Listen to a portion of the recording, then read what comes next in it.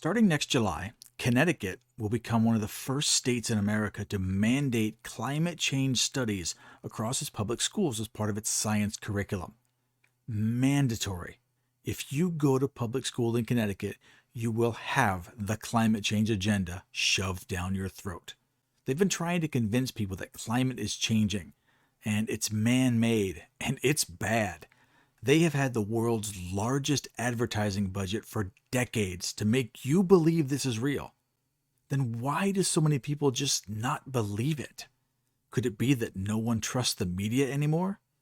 Maybe the sea levels aren't rising like they said they would. Miami was supposed to be underwater 10 years ago, if you believe Al Gore. Martha's Vineyard wouldn't even exist, but wealthy people keep buying beachfront property, like Obama. Rising sea temperatures would cause the Great Barrier Reef in Australia to die, but it's growing faster than ever.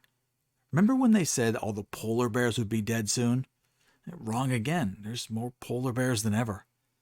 If they are always so wrong, why are we forced to say they're always correct?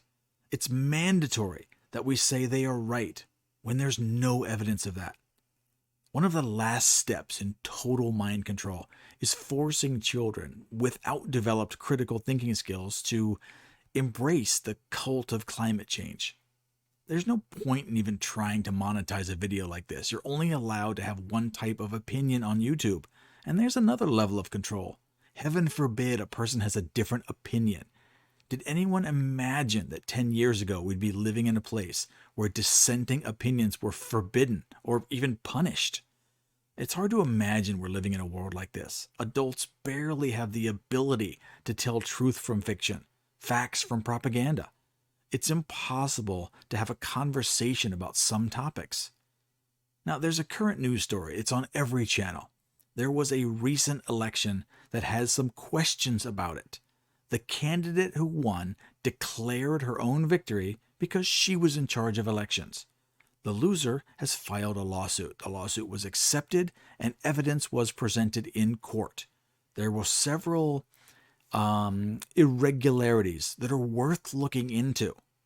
And that's all everyone is asking for. Can we look into some of these things that don't seem right? But you can't have any opinions on this at all. I mean, you get to have an opinion, but the one that is decided by a judge, then you can only have that opinion the judge has given you. Does that sound a little weird? Let's be clear. I'm not saying that the judge will be wrong. I'm just a little curious why you can't question it, why you can't even mention the contents of the news story that are even in question. All right, but back to the school kids, climate change and the propaganda. Now, they're making it mandatory to teach school kids that climate change is real. And according to AOC and Greta, we're all going to die in 10 years unless we stop drilling for oil and rely entirely on solar and wind turbines. I don't know if wind turbines and solar panels are going to work. We're not even allowed to talk about it. But the evidence so far shows that green energy won't support our current level of society. They just cost too much. They need constant maintenance, and they just don't produce enough energy. But worst of all, many wind farms and solar farms have been nothing more than a political favor for wealthy developers.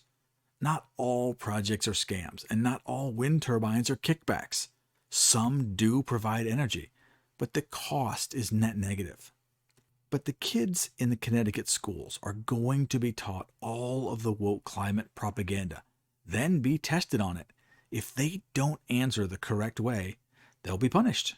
I mean, it's not like young children can make a case and argue with the teacher in class. That will get you an instant suspension. Now, this is pretty authoritarian stuff. And once the kids have been fully informed of climate and that seed has been planted, it's tough or almost impossible to change their minds.